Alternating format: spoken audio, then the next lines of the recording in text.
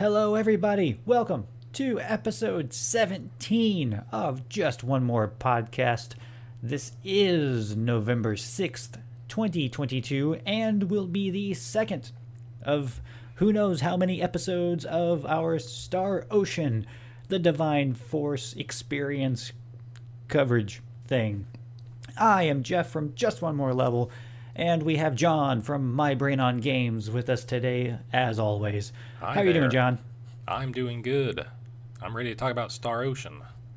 After Now that you've made some progress. Yes, now I am officially I'm pretty far outside of the demo area for Star Ocean. So I'm pretty sure that I'm where you were at when we recorded the last episode. I'm fairly positive. So there should be a lot that we can finally talk about as far as this game goes. Yeah, because you said you're about 8 hours into it now.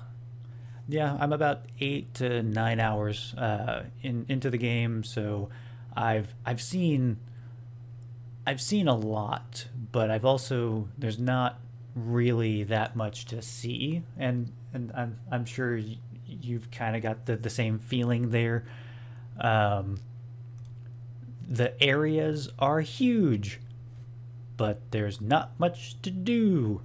So So that's one thing I've even talked to my spouse about, because she's watched me play Xenoblade Chronicles before, and she liked watching me play those because those large open areas are littered with all these little pickups you get, much like the pickups in this game, those little like green floating orbs. And they had tons of funny names, and you used them for crafting, they were healing items, all sorts of stuff.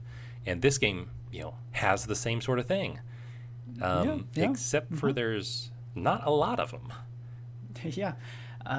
So for the most part, the demo takes you up to Delryk Village, I believe. Yes. So when I think I was getting to Delryk in the last episode, so now I've done the stuff there. I've gone through the mines. I've picked up a couple side quests along the way that I still don't really know how to complete. You mentioned killing the worms or something last time we talked a couple days ago, and there's a side quest you pick up in Delryk where they're like, hey, go kill these worms in the Larkus region. And like you said, these areas are huge, so it is kind of hard if they are in just like one specific area to go find these. And you said you'd killed the worms or whatnot. I was like, where did you find those bastards? Where were they? And then to find out, okay, you were talking about the worms in the Delryk mines, different worms. Yeah. As far as the story or quote unquote story goes, I defeated those worms and had completely forgotten about that side quest. So when you were like, where were they? I was like, I went up the stairs and I fought them. So So I mean, I'm going back through my notes. We went to Delryk because that's Leticia. They're looking for who are they? They're looking for someone. They're looking for someone related to the previous kingdom. Yeah, or to her kingdom. They're trying to find somebody for someone. And I'm not, and that so none of the characters are necessarily memorable. I disagree. I mean, I guess memorable is not the right word. Yeah, because you've been to Rythal, so have you? And you've left. Yeah, you've left Rythal. So I mean, there's someone that you meet in Rythal that I thought was pretty memorable. I mean, so for the most part, like the three characters that you're introduced to in the beginning of the game, Raymond, Leticia, and Albert, they're solid characters. Fairly generic as far as characters go in a JRPG. Yeah, for me, there's just something about Ray. It's I've kind of got to know for it, but like his face, I don't know if his face is like too small for the amount of hair he has or something, or just his body.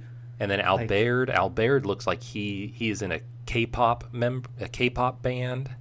Yeah, And and Leticia, she's just prim and proper. She is a princess. There's not a lot of movement with her, so there's not a lot of weird animations. But I've started noticing the conversations. Yeah, when the characters are talking, they have these very weird, like their faces snap into animations, like. And each character has like 12 motions they do with their hands, and so they're like, okay, Ray like pumps his fist to his chest, and he does like a peace sign or something to the player. How can we fit that into a conversation about dinner? How can we fit that into a conversation about his planet?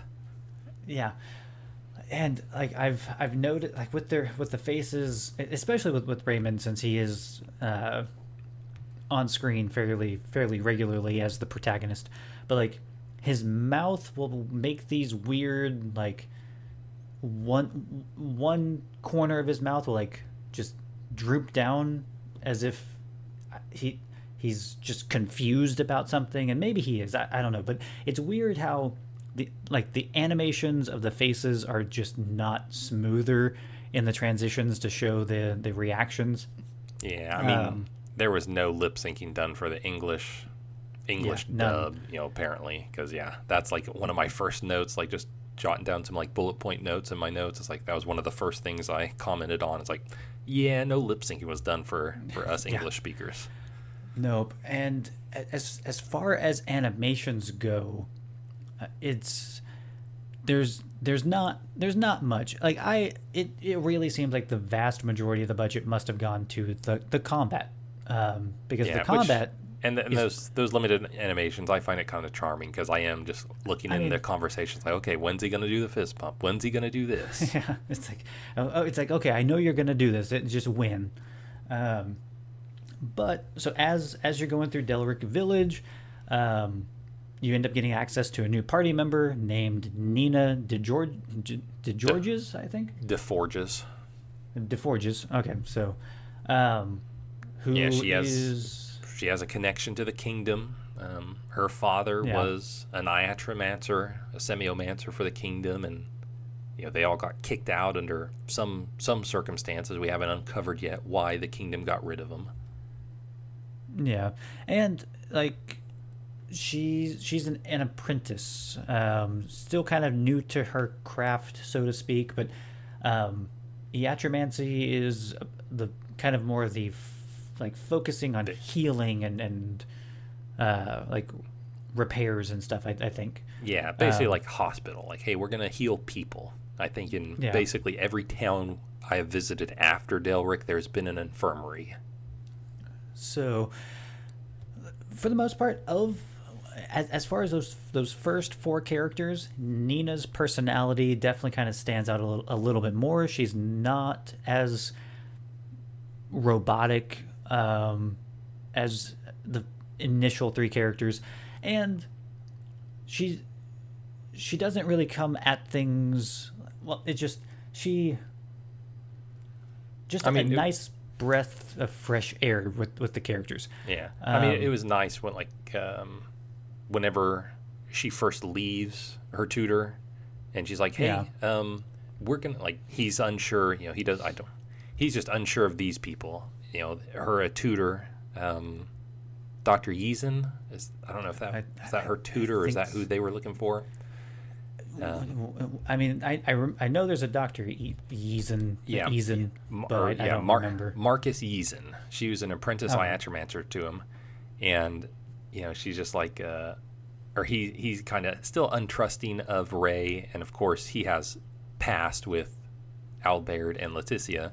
And she's just like all of a sudden like, hey, we're going to go to this next town. I'm not going by myself. They're going to be my bodyguards. See ya. And basically just ghost on him real quick. It's like, hey, we better run away. He's going to come get us. And Ray's just like, what? Yeah, like, so I like her personality. It's a good contrast to the other three. Plus just having a healer in the group. Now, this is one thing that this is entirely on me. I completely forgot that you had to equip passive skills. Yeah. Wow. So I was going through like for the most part, like when you're in the demo area, it's not difficult. There's no challenges there. But as you leave that area and you start kind of entering like some of the new areas, like there's this one big mud monster thing that you can fight. I don't know if you came across that or not, but Oh yeah, in the Larkus region, I think I've taken him out a couple times. when I first took him on, I got destroyed, just completely dismantled because I just couldn't. Well, one, my strategy up to that point was just run in, beat things, it's over. He added a little bit more of a fold to it in the fact that he hits pretty hard. So if you're not careful, he can wipe out your party pretty easily with his like underground attacks and stuff. After a couple times of taking that baddie on and losing a couple times, I was like, how am I supposed to go about this? And I was like, now I'm determined to beat him because I think I lost like 3 or 4 times, and then I was like, what exactly am I not leveling up? What exactly am I not? So I was going through the character menus and stuff, which, God, I really hope that they release a patch or something to fix the navigation between menus, especially between characters, because it's cumbersome. The one set of cycles with the bumpers and then a completely different set of cycles through with the triggers. And if you hit the trigger, it takes you all the way out, and like it just anyway. I ended up getting. I was looking at the passives, and I was like, oh, I don't have any of them equipped. Which, like, I was unlocking passives on the skill trees, but I wasn't equipping them. And they help. They definitely help. Some of them where it's like generate 1.5% of your health at regular intervals and blah blah blah. It's like that would definitely help with having to heal. Yeah, I think those are mostly what I have equipped is that auto healing, the healing when you take damage. That one is the one out of any passive ones, that's one of the ones I put the most skill points into, just because it seems like, okay, well, that's like a 20% chance to restore like 20% of my health if I get hit. Like that's going to be more beneficial to me than the 1% every every second or 3 seconds, whatever it is. Yeah, and some characters have, well, maybe all of the characters. I'm not entirely sure, but I've seen it with Nina and I think with Albert. But there's another passive skill where it reduces how long it takes to use items. Yes, everyone has that. And that's another useful passive skill, because if you don't have it, your characters take a really long time to use an item. Well, you can just do what I do and get good and not need to use items. I mean, I suppose. But so for the most part, like I ended up, once I equipped the passive skills to it, I then had no problems. But I think also I started to realize that you can't just like run in and just wail on some of these enemies, because some of them do hit harder than just the fodder that's around. On the passive ones, I will say the one I have maxed out one. I've maxed out some skills, some Duma skills and some passive skills. The one passive skill I've maxed out was Albert's money-related one. Like it just increases the amount of full you get after or for defeating enemies. Like that's one where it's just like, that's probably going to be beneficial to me, so I'm just going to pour all his skill points into that. Yeah. And it maxed out at level 10, so, and it's not like a huge increase to full, but it's like, well, every little bit of money I'm getting is going to be beneficial, so I'm going to go ahead and focus on that. So yeah, and I mean it's definitely, I've been trying to level that up as well, because it is very useful. Which another thing that was just for some reason, with how quickly you move through these towns and the game so far for me does not have a good story. you end up just breezing through these towns, and there's really nothing to do in the towns except everybody plays this fucking game Isoa, and nobody does anything else except for like one or two people will have a side quest that you go and do something with somewhere. Yeah, towns are lively. They're full of NPCs, but you can't interact with them. But then, talking about the story not really being anything to write home about at this early stage, like it feels like basically up until Rythal, like basically to where you are, or a little past that, it's just, okay, go to this town. Oh, now let's go back here. Oh, now let's go back to the town. Now let's go back here. Now let's go back to the town. And for the, like, if I wanted to play Eowyn Chronicle Rising, I would play Eowyn Chronicle Rising. Yeah, if I wanted to take one step forward, two steps back, I'd play a different game. Yeah, which this game has a better combat system than that game. So at the very least, if you are hoofing it between these places, it's more enjoyable. But you can just fast travel there and shave a ton of time off.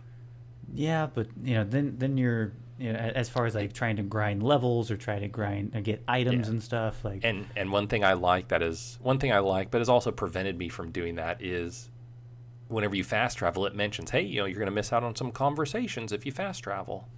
So every time that's happened, it's been like, well, I guess I'll go ahead and just hoof it. Now the conversations aren't much. It's basically, because these regions are so large, there's basically like 2 or 3 little like short conversations lines of dialogue they have as they're going to the place, and it's usually just like Ray or someone asking like, okay, now we keep going northeast from here to get to the Delvar region, right? And then we go south to get to Delryk. Most of it doesn't amount to much.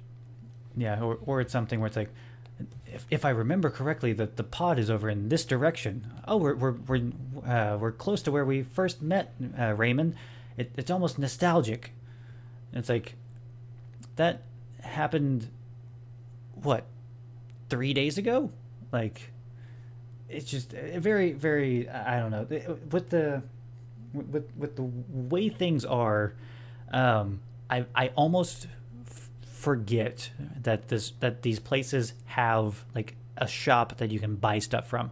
So up until what was it was Rythar, right? Rythal. Up until Rythal, I hadn't purchased any new gear for my party because no wonder you're having difficulty with that, Mudman. Yeah. You aren't equipping passive skills. You haven't purchased anything. Well, and so it's because it's just like you run around the town to collect whatever is out there, which another kind of weird thing. Like it's not a big thing, but it is slightly annoying. The weird choices that the developers had on what can and can't be destroyed. No. Are you talking about like the vases and stuff around town? Yeah. I mean, those are clearly destructible. Well, I mean, they're clearly destructible, but then there's so many other things where it's like, why can't I destroy all of these boxes that are out here? Like, why? It's just a budget thing. I get it. Like, I don't know that's a budget thing. I mean, that's just, hey, we have to make a decision. Like, are we gonna have like a fully destructible environment, or are we just gonna have like some like item containers? Well, and it's not even necessarily like having a full destructible environment. It's just like you've got one vase next to like 20 boxes, and you can destroy the vase, but then the boxes, you just swipe through them and they don't break. Yeah, it reminds me of like old cartoons where it was a still frame, but like one object was slightly colored slightly differently, so you knew like, okay, well that object is about to move. That's what the vases are like to me. It's like, okay, the vases are clearly a different appearance than like the background of this bedroom or whatnot. Like, clearly I can destroy that. But yeah, it's just between. So just exploring the towns and stuff, collecting all the different things that you can get, like the Duma shards and so with those, have you unlocked any Duma skills, and then more importantly, have you equipped any? Yeah. So as far as that goes, yeah, I think I leveled up the scan. I think I've got that up to like level 3 or 4. Yeah, I think it maxes out at 5. Like with Albert's money generation, that was one where it's like, okay, this is going to be beneficial to pour all my resources into. So I max that one out as soon as possible. So instead of having to like, granted, Raymond, man, he can run. Yeah. Which I'm glad he can, because these areas are just very empty, massive areas. Yeah, so are you running a lot then? Or are you using Duma to traverse the land? I'd say right now, partially because I'm kind of geared towards trying to get the achievement for like running 100 kilometers, I think. Trying to get that. But since Duma really can't fly very far, I just kind of run because I can just, for the most part, zone out. With Duma, having to just kind of, you have that little burst flight, and then he's back down, and you have to like hit the button again and then burst a little bit, and it's just a very kind of like start and stop type of thing. Yeah, so I've been kind of the opposite. And for the same reason, like there's also the fly 100 kilometers achievement trophy. Yeah. So there's one for each, but I'm always using Duma. I basically just hold the right bumper to activate Duma, point my reticle skyward to just max out the arc of its path, and then just once I reach the apex, like, okay, I'm going to press A to glide back down and just move. So it's really made for a unique traversal method to the game, kind of unlike anything else. But yeah, I would like it to be able to fly. Which reminds me, when I was streaming, I just happened to stumble onto your text message. Yeah. Because there was one area I was trying to get to. I was like, God, I have to get this like lined up just right. And it was painful watching you do that. I'm like, no, like yelling at the TV, like, no, don't use Duma going straight. Point Duma up. Always point Duma up. And then glide. Yeah. Always point Duma up. And so for the most part, like Duma is probably the thing that I'm having the most fun with, especially in combat. Like just zipping around the battlefield is just really fun and exhilarating. Yes, and one thing I'll say that improves that. I think I was maybe mentioning this or hinting at it in the last episode, but one thing that's improved my enjoyment of Duma in combat is pouring skill points into the Duma skill, where every hit regenerates the Duma meter for use in combat. So before, I'd like always like start a match with Duma. I'd zoom in there, like hit somebody and either get a surprise attack or blindside them. But then it seemed like I'd only ever use like Duma one more time in the match. Now, since I poured into that Duma skill, which regenerates its meter just by hitting it, getting attacks, and it looks like not just my attacks, but the party's attacks. Now it seems like that Duma meter is charging up, where I'm using Duma like many times throughout a battle. Which it's definitely a situation where I'm like, without Duma, battles I feel like would be very boring. I've not spent too much time like customizing the chain combos or upgrading the chain combos. I think like the last session I had yesterday, I spent a lot of time on the skill trees, unlocking those and throwing them into the other party members' chain combos. But for Ray, I've mainly been playing as Ray. I haven't really found any that is like, okay, this combo kicks ass. This is the one I want. It's basically just kind of basic stuff. Well, and like one thing for me, the camera sucks. Like the camera, by far, is probably the thing of the game that I hate the most. In combat, out of combat, both. Yeah, both. Like, because it especially when you're out of combat and you're trying to like line up where to burst fly with Duma, you kind of max out at a certain height. Like you can't really aim any higher, you can't really aim any lower. Not too big of a deal. But as far as like with Star Ocean till the end of time, battles, it transitioned to an actual like battle area, and the camera, you could you could see everything going on. You could see the enemies, you could see all of your allies, and you could kind of see how things would go. With this game, the camera is so like up Raymond's ass that you have no idea what your other characters are doing. You can't really see what they're doing unless it's like one enemy and you're just kind of sitting there watching them fight it. Which I've done a couple times. I was like, I want to actually see it, especially once you get Midas and getting to see like his spells and stuff. I was like, I want to finally be able to see what some of these other people are doing, because occasionally like you see. I mean, in that case, just switch to them and play as them. That's the nice thing about this combat system. There is that, but it feels disjointed. It's like you've got these party members, but there's not the way they go about combat amongst the party members. It's very cumbersome. Like you have to go into like, as far as like using items and stuff, you have to go into stop mode, go over to that character, use stop mode, they'll use that item, cycle back over. Like there is a lot of like motion involved in just doing simple things. Yeah. I haven't done this just because, I mean, honestly, like I said at the top, I have not really used a ton of items in battle. I think during that Mudman, I was definitely using tons of healing items and going into stop mode. But I think one way you could get around that specific complaint, you can assign items to every character's chain combos.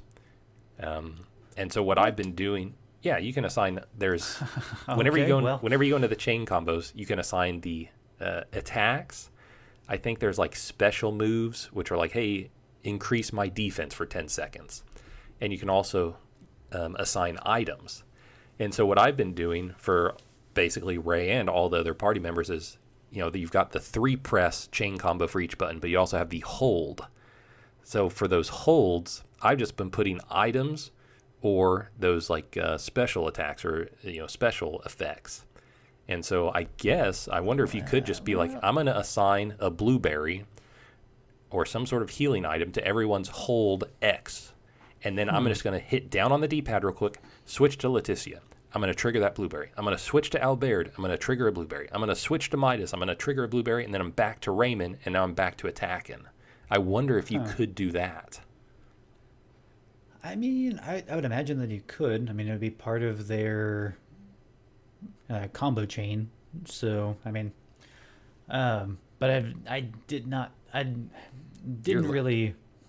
You're learning so much stuff every time we play this game. Yeah, because I mean, the game itself does an okay job of. And I would say, in your defense, the menus suck. Like like you said, right. I think I said it last episode. Like they're nested so many layers deep. They're kind of hard to navigate, and again, it doesn't help that the font is so stinking small. Oh yeah, like it is very easy to just kind of gloss over a lot of the stuff, and if you hit the wrong button, then you're cycled back out. And I think for the most part, it's just like, okay, I'm just on to the next thing. But yeah, it's just I didn't really. I thought that the combo chains, since it's combo chains and deals with the like combat and active abilities, I was like, oh well. It never even crossed my mind to put items there because, well, it's not combat related necessarily. Yeah, whenever next time you go into those chain combo screens, if you look up at the top, above them, I think there's, the 3 boxes where you can, again, like use the bumpers to cycle through the different categories of things you can put in there. But yeah, that makes me want to try that now. Thinking about it, it's like, could I just assign an item and then basically they all use the item on themselves and just like quickly cycle through all of them? Because then, I mean, that's kind of the cool thing about the combat system. It's like, okay, well let's replace using an item with something else. Like, okay, let me put a buff in there for everyone, and then just cycle through manually all the characters real quick, trigger a buff, and then get back to my character. And I guess part of it is also like. Just kind of wanting combat to be a little more strategic and methodical, because there's really no menus when you're in combat. You're just really mashing buttons until there's no more enemies. And so like with the camera, it's just like not being able to even, passively see what your teammates are doing with their abilities. You just know enemies are dying. Yeah, I mean, So in my experience, I haven't needed to know what they're doing, just because, and maybe it's because I haven't encountered too much difficulty unless it's just a stronger enemy. But I mean, I'm whacking foes. I'm using Duma to go to another one. So I mean, I'm zipping around. So I'm not like focused on seeing what my party members are doing, but I am seeing them from time to time. And kind of like what you said, at the end of the day, like, hey, we're killing enemies, we're not dying. Like, hey, we're doing our part.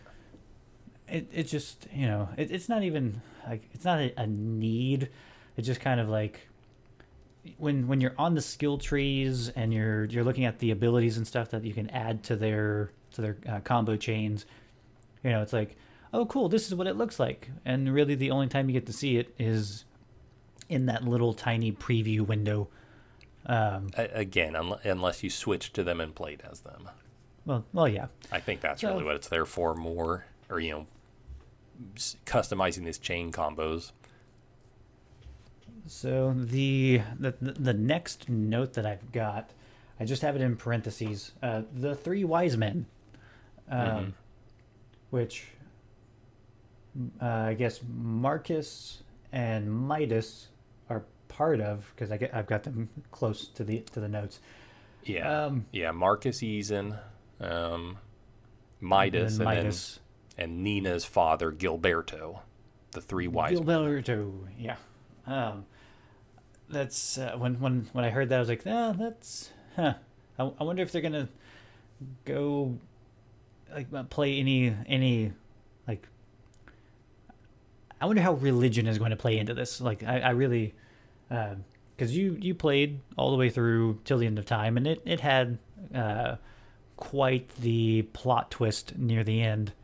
So I'm kind of wondering where necessarily they'll go with this. But let's see. Yeah, so basically that cleans up Delryk, I think. Yep. Part of, I guess, before you even clean up Delryk, really, you scamper off to Rythal with Nina, because she's going to go get some medicine from the Iatromancer in Rythal. And then you guys come to Rythal and you're like, yeah. It's usually not this busy. Yeah. Or it's not busy at all. What's going on? Well, and Midas has kind of set up some defenses. Well, you're jumping ahead because we're in Rythal. Seaport of Rythal. Oh, yeah, that's right. Okay. Because he's Village of Ada. Yeah, so I mean, you go to Rythal. Okay, yeah. Get that stuff. These places are so memorable. Yeah, well, speaking of memorable, in Rythal, kind of as a side thing, you guys overhear a merchant. And then finally, getting a little bit of story about stuff that's going on with the Empire. Well, not even that. I'm talking about like a specific merchant. I'm talking about like unique character designs. Oh, well, yeah, there's Welch. Welch. What do you think of Welch? I don't remember. I remember her from Till the End of Time, but I don't remember her being in like this type of personality. Oh, was she in the Till the End of Time? I believe so, yeah. She's basically the Cid of the Star Ocean games. They're like a recurring character, like the Vineyard family? Yeah. So for the most part, like when she was introduced, I was like, okay, this is really awesome. The person, like I said, the personality seems to be a little more eccentric than I remember from Till the End of Time. I don't know what they did with them with her as far as like Last Hope or Faithlessness and Integrity or Star Ocean 5. But yeah, so when she gets introduced, because she's, like I said, she's the Cid of Star Ocean. And so I knew once she was introduced that like item creation and crafting was going to be introduced as well. But again, her personality, Nina's personality, really helping to kind of diversify and being a really awesome counter to just the awkwardness of Raymond and the stiffness of Leticia and the for no real reason just rudeness of Albert. Yeah, I don't know. What did you think of Welch? I think she looks like whenever you ask a toddler to dress themselves. Like, what's up with the glasses she's wearing? She's kind of like this ditzy airhead. You're always like sneaking up on her, or not even sneaking up on her, but just entering her weird house in Delryk, and she's having conversations with herself. She's like, oh, you're there. Yeah. That's like I said, the personality seems to be much more out there, much more eccentric than I remember from Till the End of Time. And from what I played of The Last Hope, she hadn't been introduced at that point when I finally gave up on it. So, but yeah, like you said, it looks like she was introduced until the end of time, and she's been in every entry since then. So she's. I guess I must have forgot her until the end of time. Of course, I've not played that game in like a decade or something, so I don't remember much about that game. Well, but I mean, yeah, she introduced crafting, and there's seven tiers of crafting, which if I'm remembering correctly from my time with Till the End of Time, I think in that game there's only really one way of item creation. So this game adds 6 additional ways of item creation. So well, and it's not ways of item creation because the methods are always the same. It looks like it's just different types of items. I've unlocked 3 of them so far. Okay.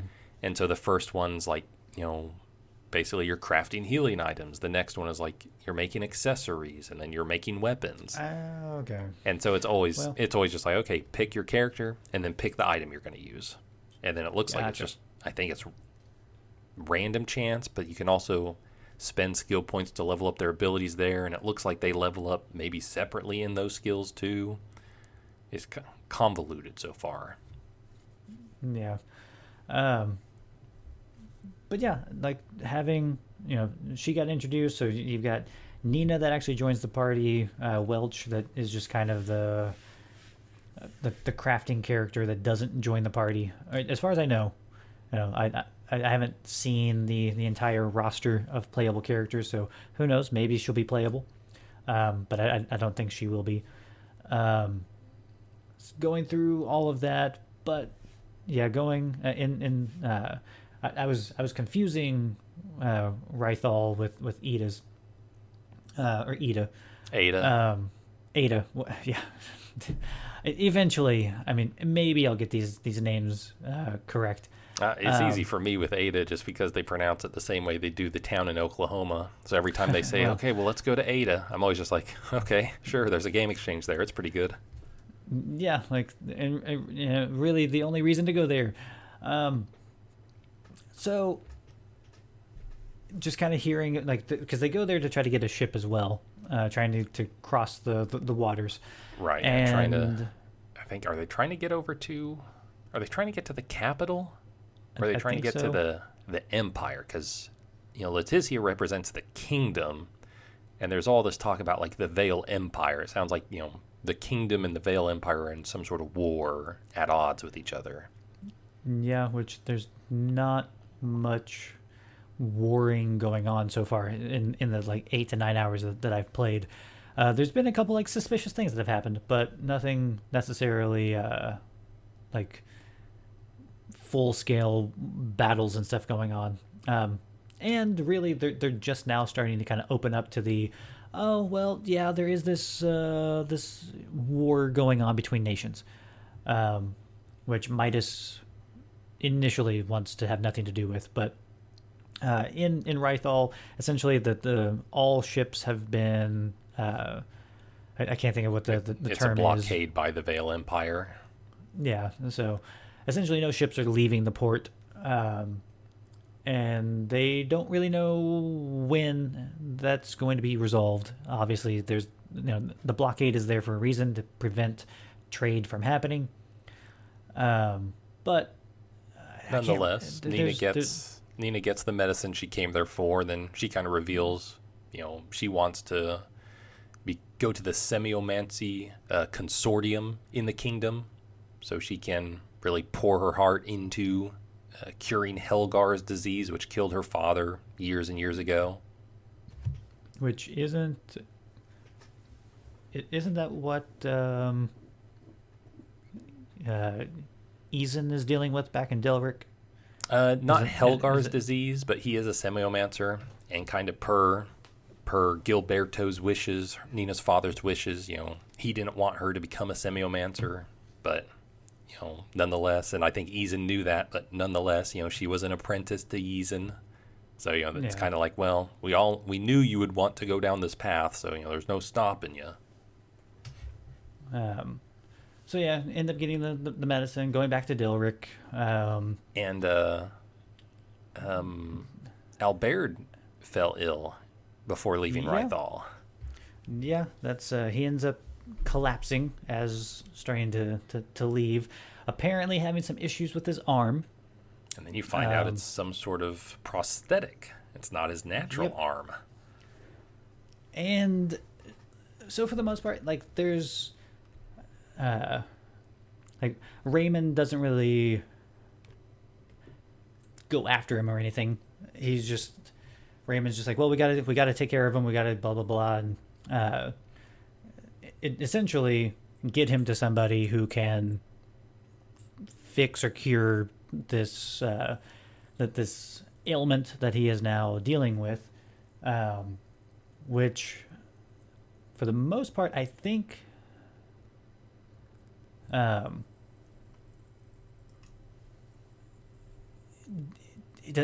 he stays in Rythal, right? While everyone else goes to back to Delryk to deliver the medicine, or does he still, or do they wait for him to get better? Yeah, I think they just wait the night in Rythal, and then they all travel as a group back to Delryk, and then that's whenever Nina tells Eason, like, hey, I want to go do this. Also, his arm's really bad. We need to see Midas. He's the one who can heal his arm. And so I think Eason finally relents and says where Midas's location is, because he'd been withholding it from Leticia and all them, because still holding grudges against the kingdom. Yeah. So it's after doing all that, finally, making your way to Ada to try to seek an audience with Midas, and probably the most button-mashy battle ensues. As you approach Ada, Midas has this defense system in place to protect the town. It's very much like a fortress, which Raymond kind of... He mentions that. He's like, it's kind of weird for a village this far up in the mountains to kind of resemble like a military fortress. And shortly after that, suddenly you're dealing with, I think it was 10 or so mobile cannons that are just firing on you. And for the most part, I didn't really take any damage because of all the passive abilities and stuff that were healing me as I was doing damage and taking damage, and also having Nina, who specializes in healing and buffs and stuff. So for the most part, didn't really have any issues with the fight. It just took a fairly long time to get through all those enemies, because they would shoot you and then you get launched into the air, and then you have to wait for Raymond or the characters to get up off the ground and just continue mashing the buttons to deal with those enemies. But not really challenging. There really wasn't any issues. It was just kind of an annoying just nuance of things. I don't know if you had a faster time of dealing with these little cannons, but no, it was kind of tedious for the things you mentioned, and also because they were at the start not on ground level. They were on all these little platforms around the outside fortress wall. And so it's like, okay, well, I took care of this one. Now, where is the next one? Oh, that's up there. Let me go ahead and, zoom in with Duma and try and get some aerial combos in on it.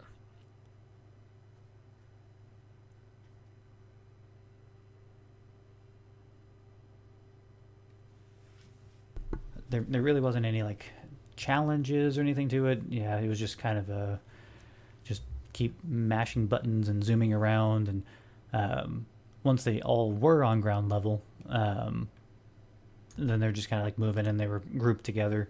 Yeah, so then you meet Midas. He introduces himself, and kind of like Welch, it was another one where I just like look at the character design initially, and I'm just like shaking my head like, what is this? Super creative. I don't know, it kind of is just goofy and dumb, which again kind of reminds me like a PS2 JRPG, JRPG from the 90s or early 2000s. He's got this like purple steampunk trench coat. He's like super buff. Not really a top hat. It's more. I kind of reference it more like a pimp hat. Yeah, it's like a steampunk hat. He's got like the steampunk goggles on it. And I guess with his like magic rod, definitely completes the pimp look. Yeah, and he does not want to have anything to do with the kingdom. He's very adamant about not helping the kingdom to a point that I think he like flat out tells Letitia that he would just rather see the kingdom be defeated. Yeah, not a fan. So, but he is curious whenever they say they've got a patient recommended by Dr. Yeeson. So then he's like, well, now you've piqued my interest. What's going on here? Yeah, and like he kind of like he downplays his work a little bit, but also he's not humble, but because like when he was talking about fixing Albert's arm, he references like, well, it probably won't be as good as what you currently have, but I can at least make it work. Mm-hmm. And he's the one who made his arm in the first place. Yeah, so it very very much like weird arm too, like semiomantic arm. So just this planet's like magical whatever, but it grows with them or like moves with them, unlike just a normal mechanical arm. Yeah. But so he's all about he's got a lot of magic that he can do, but he's an engineer. He's a master engineer. So technology, he's infatuated with it. He's curious by any type of tech that he can learn from or get his hands on, and it essentially is. My notes don't have. Yeah, so I mean, shortly before you actually arrive in Ada, Ray gets word from Elena, who he hasn't spoke to before until since their ship got attacked and they had to evacuate. He gets word from Elena that, hey, I'm on an escape pod and I'm actually going to land on Aster 4 in like the next 27 hours. Yeah. And so, in Ray's mind, he's like, okay, well, we got to go do this. We're going to have to go rescue her here pretty quick. I think after Midas treats Albert and kind of gives him his prognosis and like, hey, here's what I can do for you, but, I don't have the technology anymore. We don't have the tools. Then Ray gets Ray, I think, gets an emergency communication from Elena saying, like, hey, I'm landing now, and it's going to be a crash landing. And Midas is like, what is that communicator device? What is that? I am very fascinated by that. So, in effect, he's just like, I don't want to support you or go along with you guys, but I am curious to see what's going on with that shooting star and like what this device that Ray has is. Yeah, he keeps referencing the escape pods as meteorites. Mm-hmm. So he begrudgingly joins the party to go check out Elena's crash site. Oh yeah, and Duma too, because he he knows. Oh, yeah. He knows without fail that, okay, well, that's not a semiomancy orb. That is different. Yeah, just with the way that it acts without the appearance of Raymond having to do anything as far as telling it what to do. It just seems to know and react. So for the most part, like he begrudgingly joins. You make your way to the crash landing of Elena's escape pod, and like she's in bad shape when you get up there, going through the mountains and stuff, which kind of posed another thing in the mountains, like dealing with the harpies and stuff, or the like flying creatures that are kind of off on the ledge. I was always like having to switch over to a ranged character to be able to deal with them, because I was like, if I zoom myself off the side, Duma can't fly, it just bursts. And so if I burst, because Raymond can't attack at range, he does have some range attacks. Maybe I just haven't unlocked them yet. Yeah, I've unlocked one, and I will say it's not like great or anything, but he does have some range options, some like long distance attacks. So from what I've gotten now, pretty much everything that he has is just like short range, like right on top of enemy type things, except for Duma, which allows him to get into the air and attack enemies from the sky. But when you've got enemies that are right at the ledge, and I just really not wanting to fall off and end up losing a bunch of health, or not really sure exactly how they would handle that in combat. You do lose some health. It's not a significant chunk. Okay, so for the most part, like I would switch over to like Albert and just use his ranged attacks and stuff to deal with the flying enemies that are near the ledge. And in some cases, when they would leave or get more inland, I would switch back to Raymond. But one thing with Midas, he does have powerful magic or semiomancy, and so pretty much all elements it seems like all elements he can wield, but it takes his abilities a while to actually get off the ground. So you have to kind of give him like be able to defend him enough so that he can get those spells off. But it's not too long, but between like Nina and Albert and Leticia, like they can pretty much handle themselves. They can go out and they can just wail on enemies, and there's no issues. With Midas, it does take a little bit of time, which I did sit and watch just to kind of see how he handled a couple of enemies on his own, and it does take a little bit for him to get those spells casted. He has a passive skill that reduces the casting time, but and that's basically what I'm pouring into him. But it doesn't seem like it really reduces it too much. But I mean, in his case, it's like, hey, anything helps. Yeah, and I mean his stuff hits pretty hard. So plus just kind of some cool animations. Like there's the fireballs that just kind of like slowly move towards an enemy, and but yeah. He's made it into my my main team. I think I took Albert out and put Midas in because I was like, Nina focusing on healing, Midas kind of taking on that like black mage role, Leticia kind of a little bit of everything type of character, kind of providing a little bit of the frontline defense, and then Raymond kind of also doing that as well. Kind of more of a balanced approach. So let's see. We've got Raymond, we got Leticia, we have Albert, we have Nina, and we have Midas. They open up the escape pod for Elena.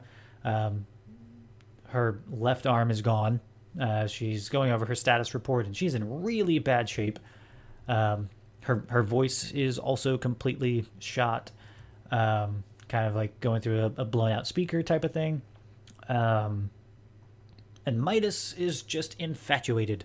He is very curious as to what he's looking at, but like while Raymond is kind of in this kind of sad state as far as like this happened to Elena because he couldn't be a better captain. Midas is just like, hey, come on, wake up, let's do it. Like we need to fix this. Like like we're on a timetable now. Come on, let's go. Yeah, because she's like, my pod is busted. I could repair myself if we had these parts for my pod. And then she's like, well, since everybody's just like, well, we don't, so I guess you're just not going to make it. And then Duma finally chimes in and reminds Ray, like, well, don't forget about your crashed pod that is still totally intact. And it's just like, come on, bro. Yeah, like you're supposed to be the captain of these people, and you're letting them down. But also, yes, the introductory, or well, no, not the introductory. Duma had spoken before, but had been silent pretty much up to that point. And I think Duma says that that Duma only speaks when necessary. And obviously, this was one of those times where it's like, hey, you do have the parts. We just have to trek back to your escape pod to get those parts, to then trek back up to the mountains, which I know there's I know there's kind of like the pressing issue of Elena's on the verge of death. We need to trek back to an escape pod that's X amount of time away, but I'm really surprised that Raymond doesn't ask anything in regards to the gigantic red crystal that is just floating, like not even like maybe 100 yards away from where Elena's at. Like, yeah, it's just this.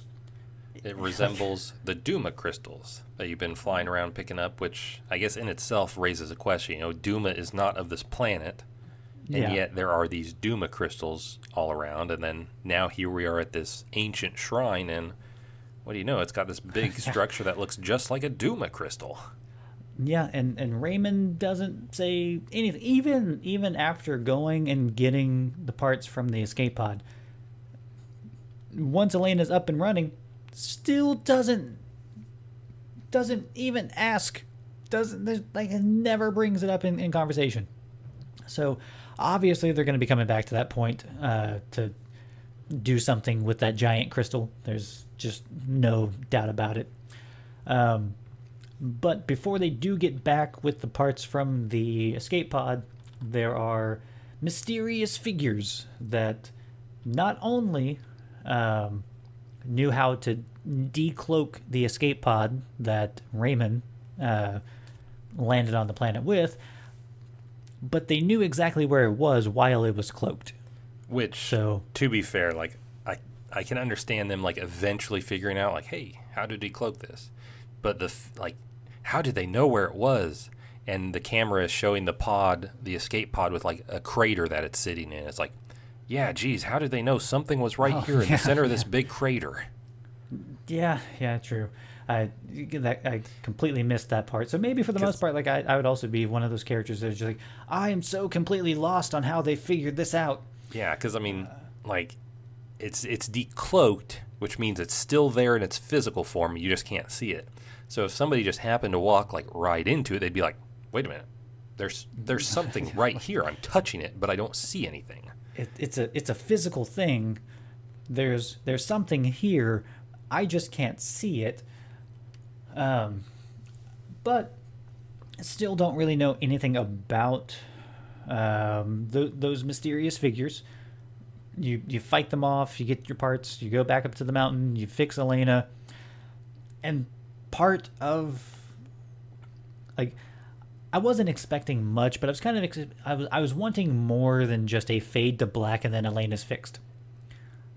I was kind of hoping that there would be a little bit of like dialogue between like Midas and Raymond while getting Elena fixed up and stuff. Like I was kind of hoping that there would be some kind of like story elements that they used that time for. But no, they just fade to black and now she's standing and somehow her arm, which I don't even know where they got the arm from. Like, they didn't show it in the pod. It was completely torn off of her. Like, I just figured that she didn't even have her left arm anymore. But after they fade to black and then they come back, she's got 2 working arms again. So yeah, I mean, it's just a case where you gotta suspend your disbelief. Like, okay, she used a 3D printer or something and remanufactured it for herself. Yeah. But so they fix her, but she's still gonna have to go through a bunch of her like self repair stuff to actually get herself like back in working order. So she's not a playable character yet, but I've got a feeling that she's gonna be a playable character, pretty soon. But yeah, like I said, I was just kind of hoping that there would be a little bit more of. Like, I feel like that would be a good opportunity for them to dive a little bit more into story or just character development. Midas and Raymond working on Elena to get her back up and running. Like, I felt like that was a good opportunity to do that, and they just didn't do it. And so is that where you stopped then? I am. Well, since I was getting the towns and stuff mixed up. As you're leaving, the party separates, and essentially maybe I'm jumping ahead. It's not as they're leaving. It's during her repairs. Leticia and Albert said, those people we encountered at Ray's pod, that's suspicious. That's odd. And also, now that there's been a couple of these pods crash landed, we ought to go ask around and see what people think of these meteorites. And so Nina joins up with them, and they're basically gone just like the night. And they come back, and there's a big dude with horns. Yeah, big dude, purple horns, militaristic outfit, and even the locals, even like Leticia and Midas and Albert and Nina, they're like, we've never seen a person like that. He could be a type of person from the continents that we haven't been to before, but we haven't seen anyone like him before. Yeah, and it's kind of the essentially Raymond and Midas defeat them and hold them off, and then like Raymond, again, it's just kind of a weird thing, but like he's got his legs crossed and he just like passes out sitting up, and dude's exhausted. I mean, I feel like he would try to get a little more comfortable before going to sleep. I mean, they're up in the snowy mountains, sleeping on this like ancient rock.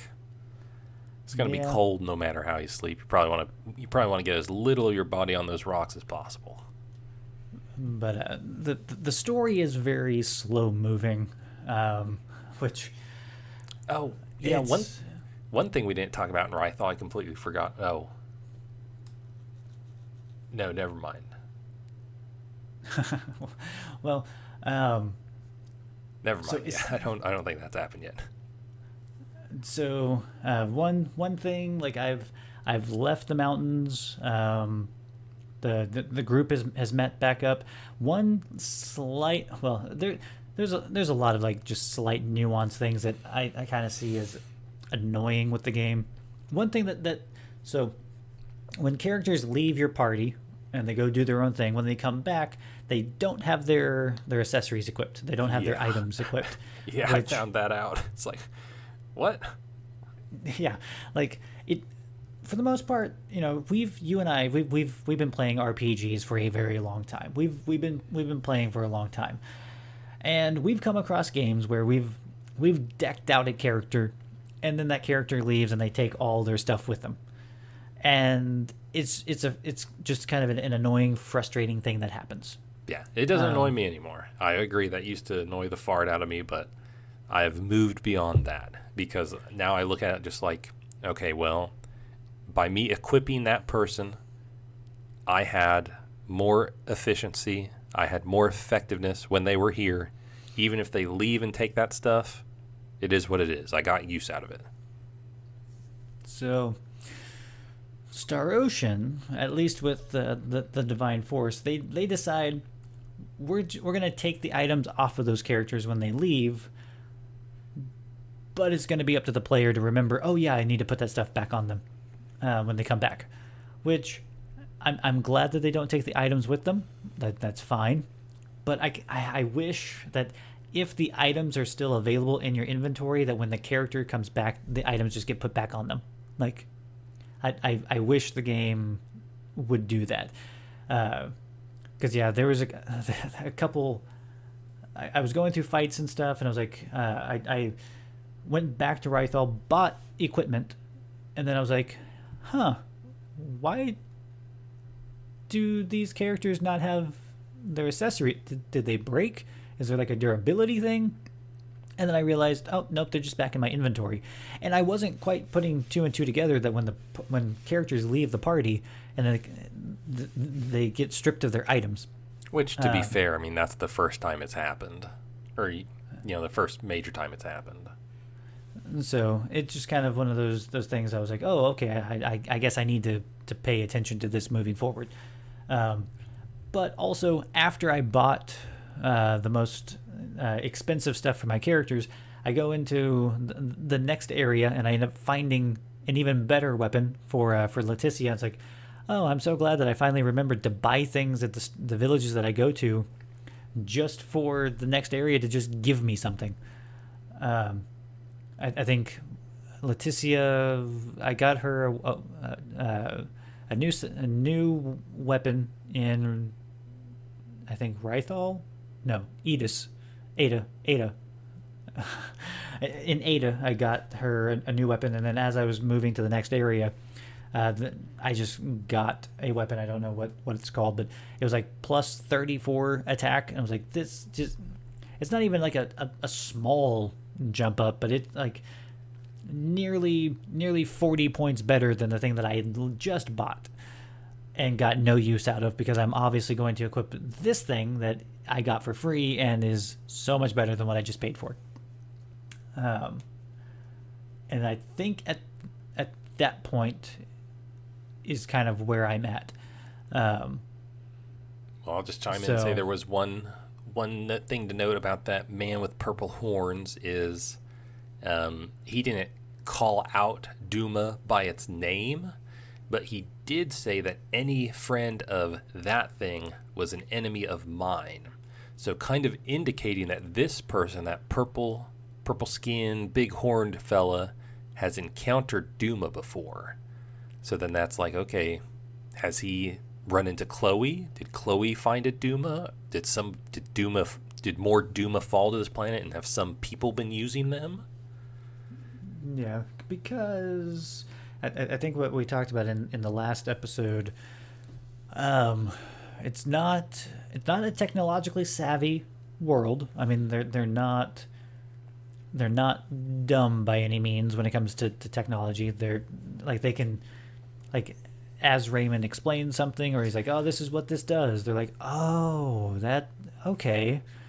And of course they've got Midas, and Midas is obviously he's a master engineer and deals with tech. So the world is not dumb when it comes to technology. But Duma is a fairly advanced piece of technology. So I'm curious to see just how Duma plays into this world, or if there's other entities out in space that have been interfering with this planet, trying to, there's a lot of questions. Yeah, Ray had all these Duma aboard as cargo. So why did they have him aboard? Why did that Federation ship attack them? What do they want with him or his cargo? Is that purple-skinned horned dude, is he actually another alien too? Well, and Raymond does try to reach out to his brother Antonio and can't get any connection with Antonio, and then tries to reach out to his father, Raul, I think, and can't get any connection with Raul either, and his communicator just says that there's some kind of interference that's preventing any type of communication with them. Yeah. Speaking of dorking characters, have you looked at Antonio Lawrence, Raymond's brother, in the little codex? Not yet. Okay. I've gone through the glossary a little bit, but I haven't gone to the characters. He actually has a full character model to look at in there, and it's kind of I will say he looks pretty cool. It's pretty goofy at first, but it grew on me a little bit. Kind of looks like something like Matrix influence from like the late '90s. Oh, okay. But outside of what I've actually done in the game, there is something that I apparently missed, I think, in Vey'l. As I referenced earlier, absolutely every single person that you can talk to, or almost, like 98% of the people that you can talk to, all are playing a game called Isoa. And I think you said that you unlocked that in Vey'l, which I did not, because I just was moving from story mission to story mission. Yeah, so there's a side quest in Vey'l, and I don't know if it's completing it you get it, or if it's just, I think she basically just gives you a deck and says, hey, go beat a couple people. Okay, so not too convoluted, which, I mean, for the most part, like you were telling me to kind of keep my expectations in check. Yeah, I enjoy it, but it is, it's not like grandiose. I'm interested to try tougher matches. But yeah, so that's essentially, kind of where I'm at. I was definitely able to put a lot more time into it over the last week, so I'm happy with that. Didn't get any time into Yakuza because I was playing Star Ocean. But okay, well, I am up to 17 hours in it now, and so fine. So I won't talk. I won't talk beyond, kind of like last week. I won't talk beyond what we've talked about here. I will say I do have like specific podcast notes beyond the story stuff that I want to address from like stuff from last week, or just like my personal tips and tricks that I've come to pick up on. But so last week I remarked positively, and some of this stuff's just like me wanting to set the record straight or correct stuff, because I had mentioned I had remarked positively about the draw distance, and I guess I was really comparing the draw distance because you were kind of talking about the visuals being like a 360 or PS3 era game, and I was saying, oh no, like this could not be on like PS3 or 360, and I mentioned like the draw distance is one reason why. Well, I want to I want to bring that back, because rein that in. Yeah, I'm going to rein that compliment in, because draw distance is pretty bad, especially when you're in towns where NPCs like pop up like right in front of you. Right. Yeah. This game definitely could not be handled on like, couple generation old hardware, because these areas are large. There's like no load times, and even though the areas don't really have a lot of items, even like a lot of groups of enemies to fight, they are still cluttered with a lot of like just grass and trees and stuff like that. Stuff with animation that takes up, processing. Yeah. Also commented negatively about the menus, and of course we did some more dogpiling on this episode. Especially the accessories submenus. So I have, while these are pretty bad still, one of my fears from last week's episode was unsubstantiated. I thought equipping the Isoa playing pieces to a character, because we have those that you find throughout the game, and they actually provide benefits whenever you equip them as accessories, and actually like really killer benefits. Yeah, like 45% of stuff. Yeah. So I thought if I was equipping one of those that was in my Isoa deck, that it would remove it from my Isoa deck. I was afraid that was going to be the case. I tested it out, and that is not the case. So, like at this point, my Isoa deck is kind of filled almost totally with like the special named figures, like basically the characters from previous Star Ocean games, versus those just generic like soldiers or knights. So I was afraid to equip those accessories, even though they had like tremendous benefits. Well, I finally tested it out and be like, oh, okay, it does not unequip them. So yeah, I'm going to make sure to use those. Yeah. That said, I still wish the menus were better. And one of the ways that I wish it was better, that those items those accessories were consolidated to a single line item, a single row, instead of listing like everyone out. I don't know about you, but at this point I have nearly the max amount of sacrificial bunnies, the sacrificial dolls, which are the accessories you equip that whenever you die, it just brings you back. Why is that stuff not on a single line? Why do you have to list each one of those 20 items individually in the accessories menu? And I would like to point out, in Star Ocean Till the End of Time, now this was several generations ago at this point, the sacrificial doll things were much harder to come by in Till the End of Time. So like I never used them in that game because I was like, they're so rare. Like literally, like I think I may have come across 3 in the time that I played. Like they were not as abundant as they are in the Divine Force. So the fact that they do take up so much space is a little, I mean, more annoying than most things, because like I'm just like, oh great, I found another one. And it's not like I'm really having any challenging fights either. Like I've had, outside of that mud fight, everything else has been fairly simple to deal with. So I've really had no need to use them. And another thing with it is like, if you're coming across items that apparently you have too much of, the game just automatically sells it. Unless it's like a material for crafting, then you just don't get to pick it up. Or sacrificial doll, and it just takes up another line. Like there's weird things with the inventory management system in the game that I don't really understand. Yeah, like you're talking about, like blueberries. You pick up blueberries from those like green orbs that are like scattered around in like 2 places in these super large areas. And like you said, if your inventory's full, they just stay there. You don't pick them up. But there are also some items in these areas that you can break with your sword or your weapon. And if you get one of those, if you get a blueberry from that, then it will sell it. Then it will trigger like, okay, we're going to go and sell it. Yeah, it's like, why isn't that just for everything? Like why is it some items, and because it's a blueberry out in the open or a blueberry that's in a vase. The blueberry in the vase, we'll just sell that. If it's just out in the open, oh nope, can't pick that one up. And so one thing I've done, and this could be why they did it that way, is whenever I encounter those green orb items that I'm maxed out on my inventory, I'll just go into the crafting menu and be like, okay, it's basically the max capacity on this item is an indication that I get a craft with it now. So then I'll just be like, okay, well, everyone's going to craft one thing with blueberries, and that's going to free up a lot of slots of blueberries, and then I'll be able to pick them up for a while and not have to run into item capacity issues.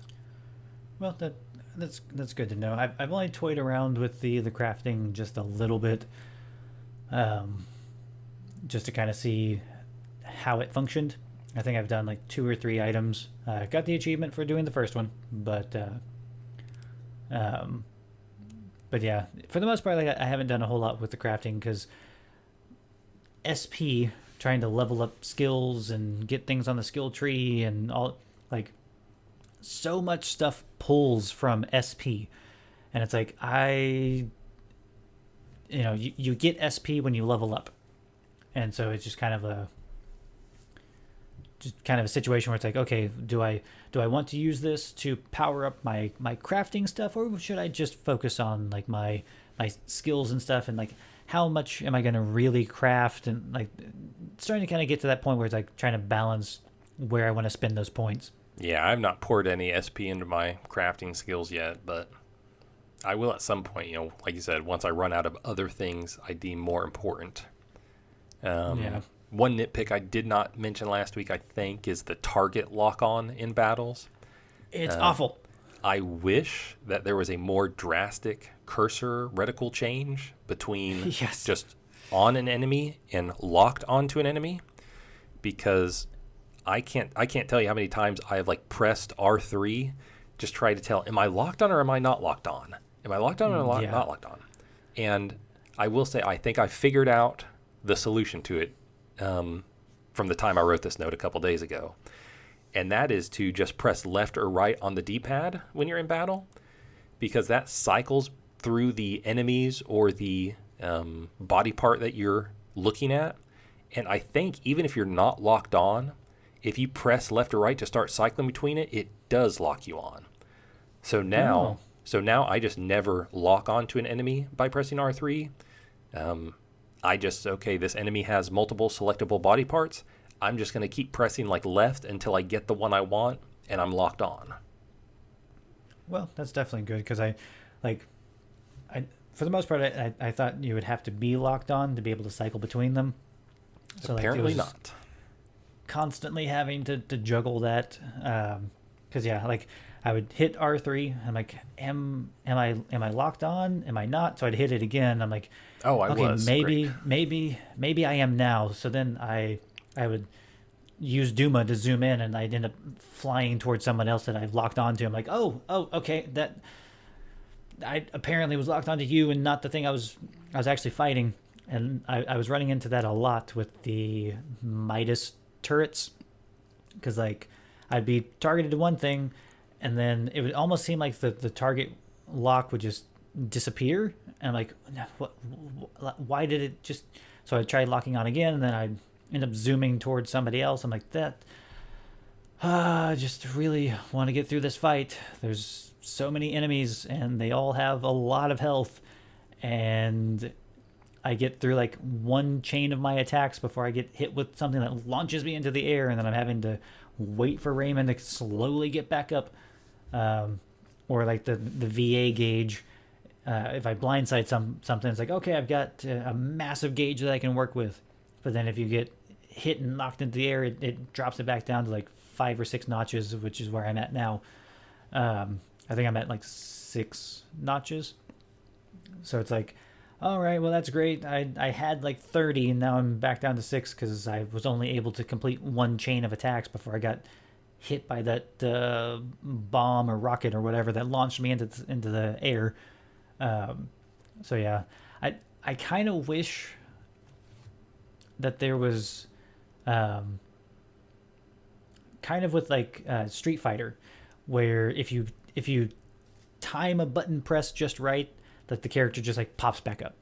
Like you don't have to wait for any like animation or slow getting back up from getting attacked, but just like if you time it just right, like right before you hit the ground or something, if you hit like your dodge button or something just at the right time, like you'll roll or whatever to not have to sit through like that 5 second to 10 second animation process of him getting knocked down and then having to wait for him to stand back up and then get back into the fight. Now, there is a passive ability that you can unlock and equip, I think, on everybody. Yeah. That it does not stagger you or knock you down if the damage is below a certain percentage. Well, I will have to try to go after that yeah, passive. I think I've got that. I think I've got that one equipped to Ray. So again, it's something like I have not really dealt with.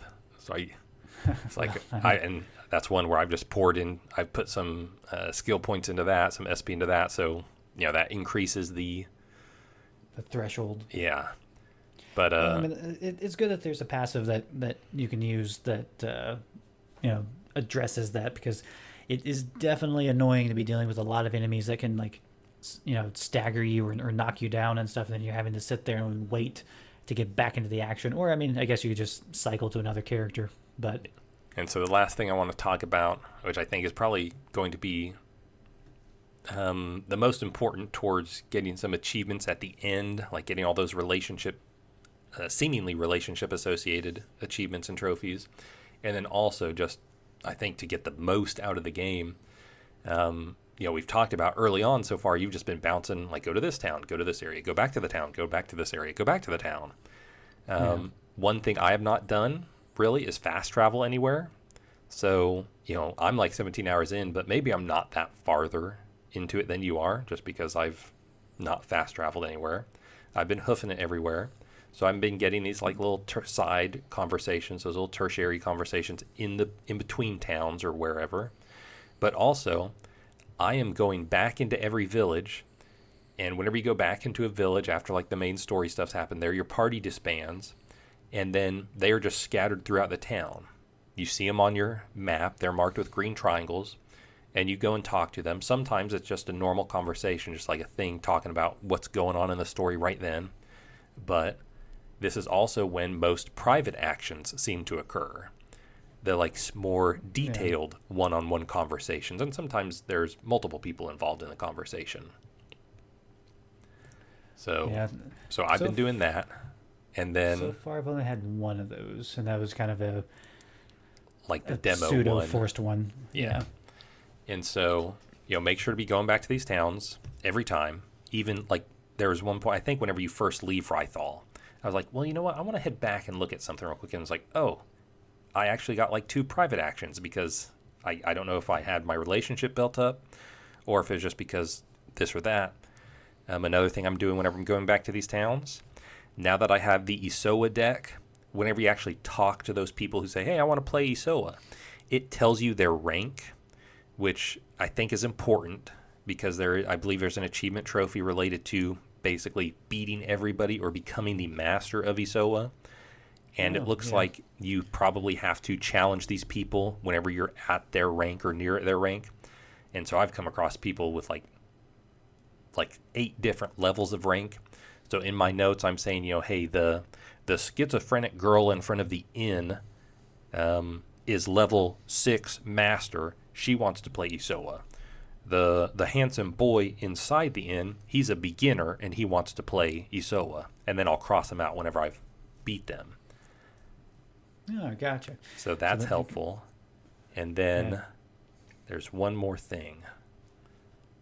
Whenever I go back to these towns, it never fails. Once I've kind of explored, like, okay, I've talked to everybody who's those big circles on the map. Those are basically all the Isoa people. I've scouted out any of the side quest people. I've spoke to every one of my party members, see if there's any private actions. I also stay at the inn and then eat a meal that's going to increase someone's, a meal that someone likes. Because I imagine that is like the invisible relationship meters that are determining the private actions you're getting that are then, I guess, going to determine those relationship achievement trophies at the end of the game or at some point. I don't know. Well, as players of Fire Emblem, we know how important the right meals go towards improving relationships with characters. Yeah. So basically, when it comes down to it, whenever I am going back to these towns, I'm basically just min-maxing. It's like, okay, well, this side quest or the storyline quest, it's taken me from Rythal all the way back to Larset Village. So I'm going to go ahead and check out Rythal while I'm here. I'm going to stop in Delryk, see if there's anything new there, and then I'm going to check everything in Larset. Another thing I found, the Duma points, I don't think the Duma points respawn, but I think new ones are generated at certain points as the story progresses. Because I have collected all the Duma points in like every place I've been to, but then I've come back here recently, like 10 hours later or so, and there's like new Duma points in Delryk. It's like, no, I collected all these before. So it looks like, periodically throughout the game, I don't think they regenerate because I think these were in different places, but I think new ones are generated. Well, that's definitely good because I was wondering about that with, because I think the max level of, I saw a thumbnail on YouTube while I was just scrolling through like recent videos, and there's a thumbnail that said that like the max level for characters in Star Ocean is 255. So gonna get a lot of SP, which hopefully allows for maxing everything out. But I was really wondering about Duma because of the fact that it is something where it seems like those crystals are finite. Yeah, it's kind of like you wonder, well, will I have enough to just max out everything, or do I have to pick and choose?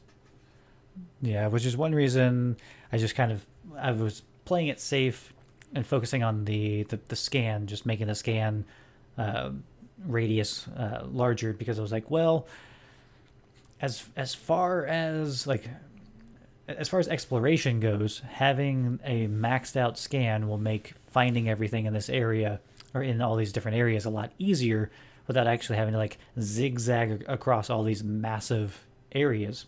Yeah, and as I've returned to these areas now with like Max Duma scan, it scans a large chunk of the area, and like I can guarantee you, I have caught every mini bunny now. I have opened every treasure chest in these areas. Well, and I do like that when you scan something, if those little mini bunny thing is around, like it'll actually change the dialogue to there's a small organic life detected. And it actually puts a little icon on your map. So for the most part, like I still wish that there was more to do in between the towns. Oh, for sure.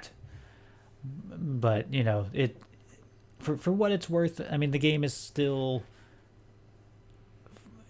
enjoyable. I think some of the enjoyment is slightly unintentional. I think a lot of it, like we were talking about the animations of the faces. There's things where it's like, oh, okay, that is interesting, or just the new personalities that we're coming across with the characters, like with Midas and Nina and Welch. It's like, okay, so finally getting these eccentric characters that, aren't dumb. They've got something that they're kind of doing behind the scenes. Like they've got a potential of a really cool story behind them that intrigues me. With Raymond, I don't really think there's much of a cool story.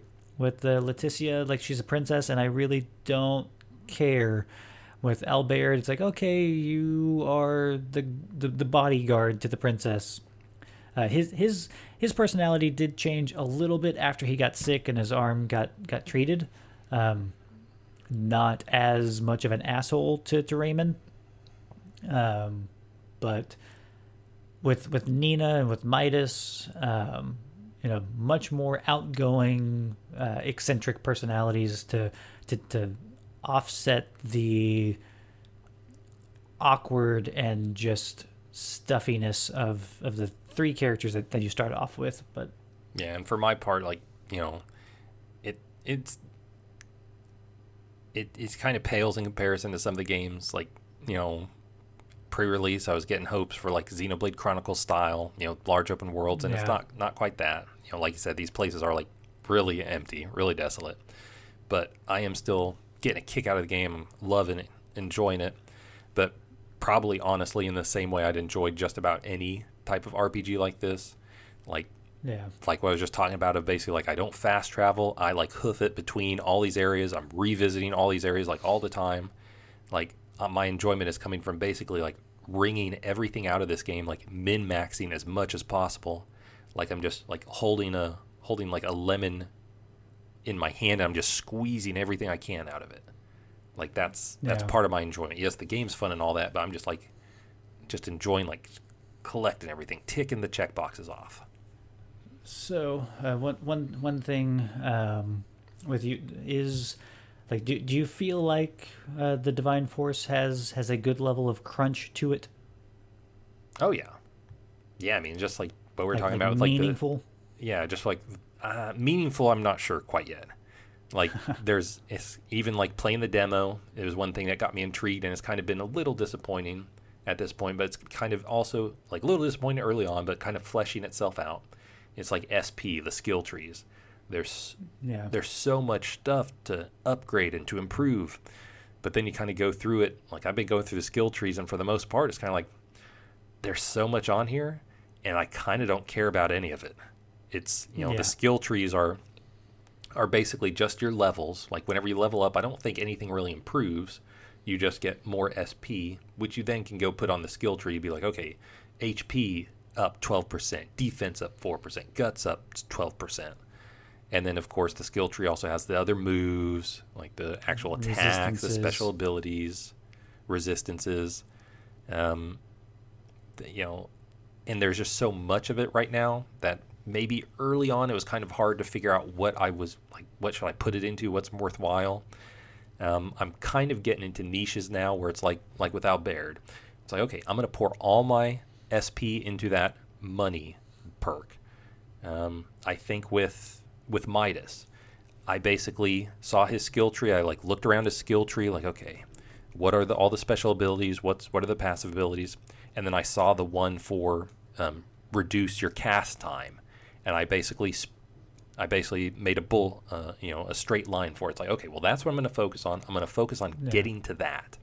And so that's kind of what I've been trying to do, is like, okay, what am I going to focus on for this character? What am I going to focus on for this character? To try and, get myself invested in actually carrying. Because the last session I think I had like just a 2-hour session or something, maybe 3-hour session. I was really digging it, but I went like the whole thing without spending any of those SP. And it was real gratifying at the end, because then it's like, okay, now I can make some progress all at once, where it felt like I was just kind of pouring, like, okay, well, I'll get this upgrade, really and then kind of forget what I was doing for, well, what was I upgrading for Nina? Yeah, because that's kind of where I've kind of stumbled a little bit, is, you level, you get the SP, and then you go in and you unlock something, but then it's like, since it's all such, minute improvements, you do kind of lose out on, it's like, it's hard to see what's changed. Yeah, so it's like, okay, well, I guess I need more abilities. I guess I need more skills. I don't really need to power these things up too much, because you're not really seeing the improvements and stuff, because I'm not really running into issues with any of my fights. Yeah. There's no real challenge. So it's like, okay, since I'm not seeing any real difficulties in battle, I guess I don't really need to focus too much on improving the actual abilities after I've unlocked them. And I suppose that would change if we chose a harder difficulty. Because I've run into the same thing where it's just like, I think I powered up everyone's attacks like once, and they do like 10% more damage. It's like, I don't know that that's even enough for me to really tell. But at the same time, I'm not having any difficulty, and I don't know if that's just because the game is easy, or if because I'm speccing in some of this other stuff, like those passive abilities that are healing me, that I am playing the game right. I am making it easier.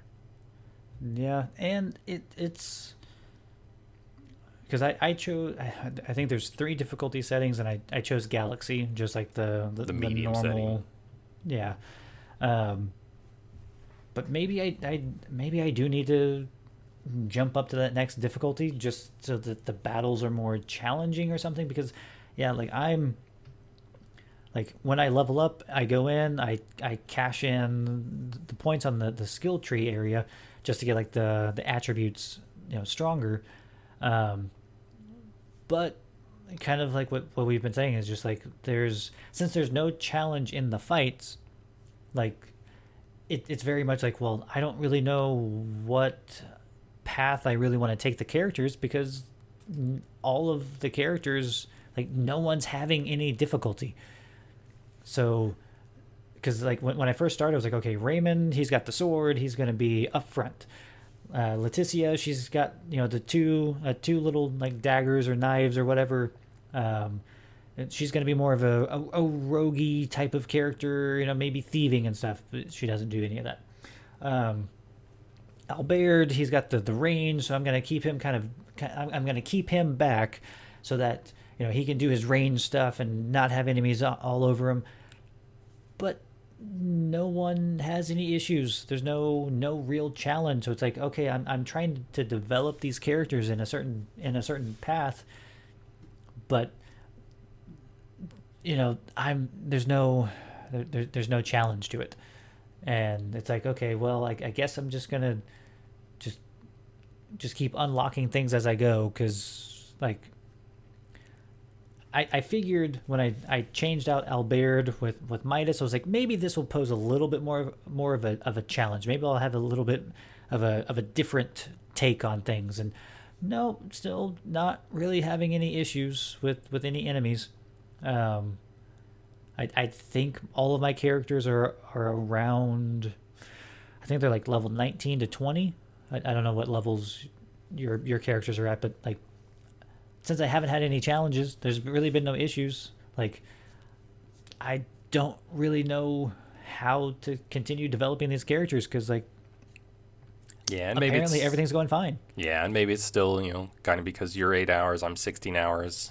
It's like, this is a 60-hour game. So, we've still got lots of game to go.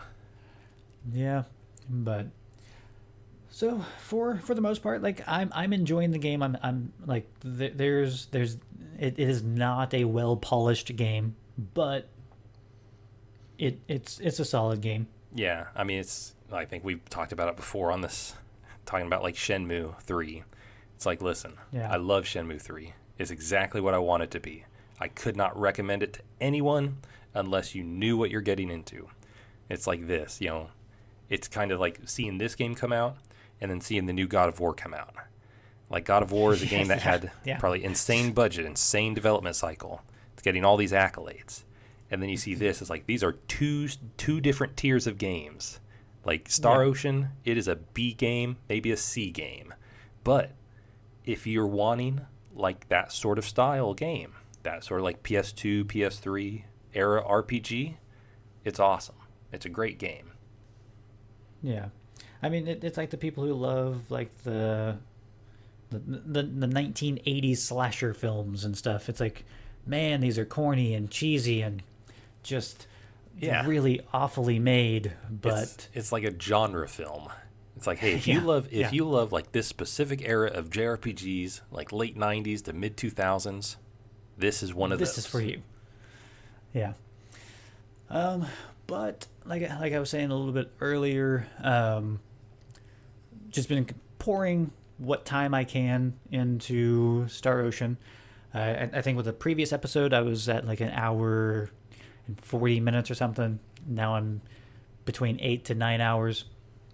You are, I think you said 17? Yeah, my notes say I'm at 16:59. Oh, so we'll go ahead and we'll round up to 17.